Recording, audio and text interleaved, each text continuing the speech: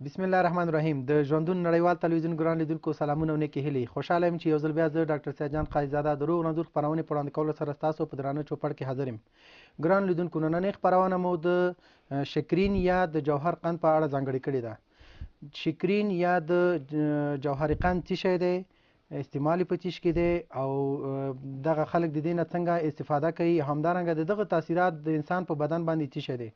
د دغه ټولو پوښتنو د حل لپاره زموږ سره ډاکټر صاحب هارون فرازي په سټوډیو کې مېلمه دی. ډاکټر صاحب ستړی مه شو، په خیر راغلی. تاسو نه مننه ډاکټر صاحب قاضي او د ژوندون تلویزیون څخه مننه چې ما تاسو بلنه ورکړې. مننه کورم ودان. ډاکټر صاحب، لکه څنګه چې د خپرونې په پیل کې مو یادونه وکړه چې نننۍ خپرونه مو د شکرین یا جوهر قند په اړه ځانګړې کړې ده. لکه څنګه چې تاسو ته معلومات شته چې د شکرین استعمال او جوهر قند استعمال نن سبا په ټوله نړۍ کې، البته زموږ په هیواد کې ډېر زیات دی. نو که تاسو په ابتدا کې د دې یادونه وکړئ چې شکرین یا څوک ورته سکرین یا ورته یادونه کوي، همدارنګه څوک ورته جوهر قند یادونه کوي، د دې په اړه معلومات ورکړئ چې خپله سکرین یا جوهر قند څه شی دی. مننه.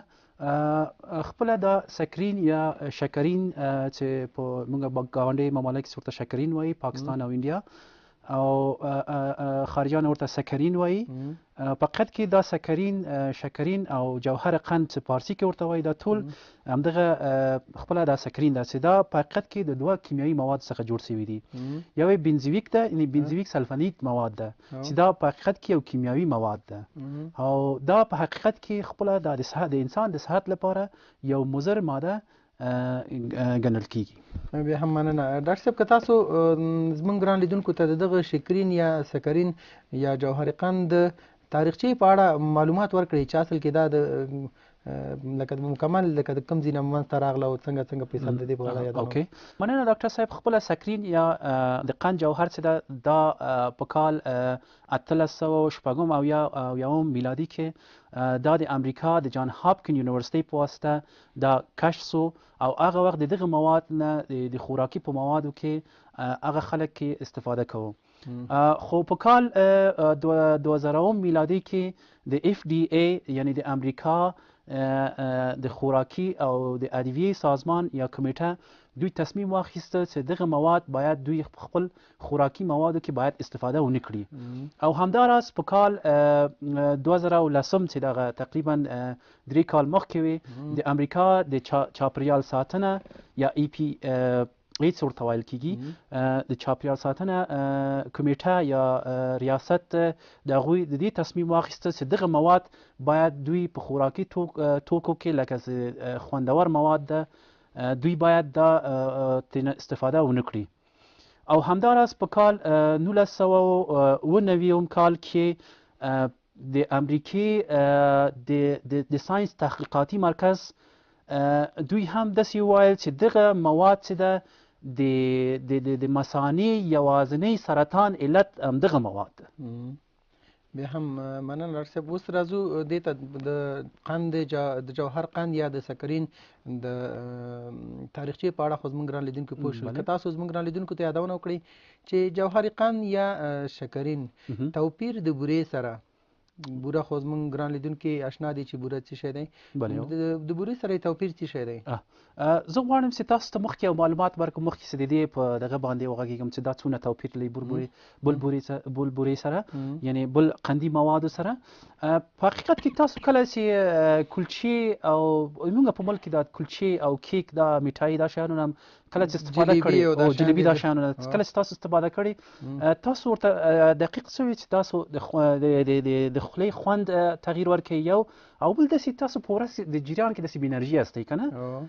او بل همداراز ځینې وختو کې چې زیات وخورئ نسناست او کانګې دا شیان انسان ته پیدا کېږي که نه.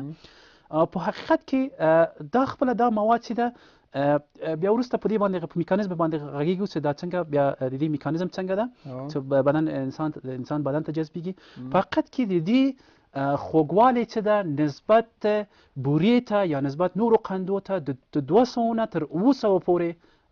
د دې خوږوالی جګ ده، زیات دی. زیات هو، نسبت بورې ته د دې خوږوالی زیات دی. بله هو. د 200 نه تر 200 مراتب پورې. او د دې تاثیرات ډاکټر صاحب په بدن باندې د انسان په بدن باندې د دې تاثیرات څه دي؟ په عمومي ډول سره که تاسو یادونه وکړئ چې کوم تاثیرات دي یا هغه میکانیزم که تاسو یاد کړئ همدارنګه چې مثلا په کوم میکانیزم د دې جذب کیږي او دغه کیږي. اوکې کله چې موږ تاسو دا مواد اخلو یعنی د هضمي د لارو څخه چې په مختلف موادو کې دا به ګټ وي، خصوصا خوږه موادو کې به دا زیات ګټ ده. نو په حقیقت کې کله چې موږ تاسو دا مواد اخلو دا موږ هضمي لار ته ځي،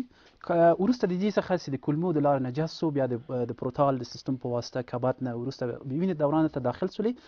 دا د دوی ته یو مقدار انسولین پکار ده، ځکه چې خپله دا ګلوکوز عین میکانیزم د ګلوکوز او دی یو شی ده، خو فرق دا ده چې دا انساجو ته حجراتو ته نه داخليږي، ځکه چې دا یو بل مواد ده او ګلوکوز او قند بل مواد ده. ولی انسولین دې سره مرسته نه کوي؟ انسولین خو دا اخلي وړي حجره ته، اما حجره دا نه قبولوي، ځکه چې دا ګلوکوز نه ده، دا قند نه ده. حجراتو کې چې کوم آخذې دي هغه ریسپټور چې کوم دي هغه ته د دې ته اجازه نه ورکوي چې دا حجراتو ته داخل سي، او همدغه خبره ده چې انسان بې انرژي وي، او یو خانه کوم قند بل قند اضافي قند چې موږ تاسو اخلو دغه اضافي قند هم د انسولین مقدار کم ده، دغه اضافي قند هم اضافه کیږي او د هایپرګلایسیمیا باعث ګرځي. همدارنګه ډاکټر صاحب لکه څنګه چې تاسو یادونه وکړه چې دا د انسان د بدن حجراتو ته نه داخليږي، په مقابل کې هلته حجرات ضرورت لري، بالکل خو دا داخليږي نه، نو انسان ته هغه کومه ولګه چې کومه دا یا ضرورت چې کوم دی هغه نه پوره کیږي، نو په دې شکل سره په وینه کې سویل وړيږي، خو د انسان په حجراتو کې د هغې ضرورت نه رافع کیږي او موږ تاسو انساج لږې پاتې کیږي او خپل هغه انرژي د بل مواد څخه اخلي، همدغه داسې د انساجو د بېهودګي یا د فرسودګي باعث ګرځي. بیا هم مننه ډاکټر صاحب. اوس راځو د دغه جوهري قند یا د شکرین تاثیرات یعنی د کوم ناروغیو باعث ګرځي یا لامل ګرځي، که تاسو دغه ناروغي یادونه وکړئ او که چېرې امکانات لري میکانیزمونه یعنی په کوم میکانیزم سره، نو دا به ډېره ښه. د ناروغۍ په هکله په حقیقت کې لکه څنګه چې ما مخکې وویل په کال 1999 کې د امریکا د ساینسي مرکز دوی داسې اعلان وکړی چې دغه مواد چې ده کله چې تاسو دغه مواد په خوراکي توکو اخلي خورئ، دغه مواد د مثانې یوازینۍ د مثانې د سرطان یوازینۍ علت ده، او همداراز داسې ویل کېږي چې دا مواد د شکر باعث هم ګرځي، دا ولې په کوم میکانیزم؟ په حقیقت کې کله چې موږ تاسو دا مواد اخلو دا خو داسې مواد داسې انرژي نه لري، کله چې دا موږ د هضمي د لارو نه څخه داخليږي موږ د پانکرانس په واسطه، پانکرانس خپله یو غده ده چې د دې په واسطه د بیټا حجرات په واسطه یو مقدار زیات انسولین افرازي کی چې دغه مواد باید دا ویسي انساج ته داخل کی، نو دغه انسولین د افرازاتو زیاتوالی د دې باعث ګرځي چې هغه اضافي قند باید چی انساج ته باید ونه رسیږي خو په یو کم مقدار. کله چې عمر ورسره زیاتیږي، عمر چې زیات شو دغه خپله دا د بیټا حجرات بې تفاوت کیږي، ځکه چې یو زیات مقدار انسولین دا د سکرین په واسطه کله چې موږ تاسو اخیستلی وي ضایع کیږي، نو په دغه میکانیزم باندې د شکر باعث ګرځي. همدارنګه ډاکټر صاحب تاسو د چاغوالي یادونه وکړه او د مثانې سرطان، د دې په اړه څه داسې خاص میکانیزم شته چې مثلا خو د امریکا د ساینس مرکز په دې باندې تحقیق کړی وی چې دا د کانسرجنیک مواد ده، یعنی کانسرجنیک مواد هغه مواد ده چې د سرطان باعث ګرځي، دوی داسې اعلان کړی وی. خو د مثانې په میکانیزم باندې اوس هم تحقیقات جریان لري او هلته نور کشمکشونه هم شته، ځینې خلک د دې طرفدار ده چې نه وایي نور علت هم شته چې د مثانې د کانسر باعث ګرځي، او همدغسې نور تحقیقات هم روان ده راپسې، بیا وروسته کیدای شي چې نور تحقیقات د دې په هکله هم وځي. او همداراز د چاغوالي تاسو یادونه وکړلې، د چاغوالي میکانیزم داسې ده چې همدغه د انسولین تاثیرات ده. کله چې انسولین موږ تاسو خو دا مواد خو انرژي نه لري، کله چې موږ تاسو دا د هضمي د لارو څخه اخلو په حقیقت کې دا انساج ته نه داخليږي او موږ خپله دا انساج تنبیه کیږي چې نور مواد غواړي کنه، کله چې هایپرګلایسیمي سو موږ وجود نور مواد غواړي چې باید موږ کله چې دا مواد په جوهر قند باندې اغوشته ده، کله چې موږ تاسو دا خوري بیا هم دا خو انرژي نه لري کنه انساج ته نه ځي بیا یې موږ ولګي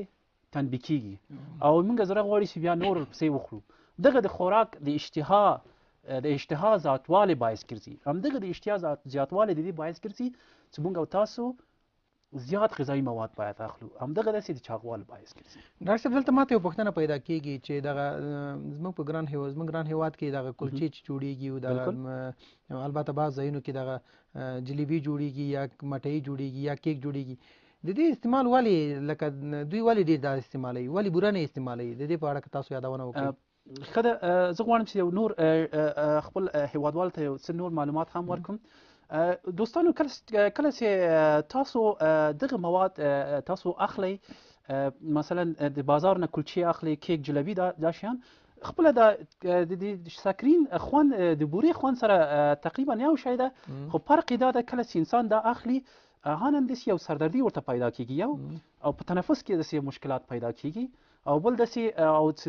نور زیات واخلي د فرد د اساسیت فرد اساسیت څه ورته وایي عکس العملونه د دې باعث هم کیدای شي چې وګرځي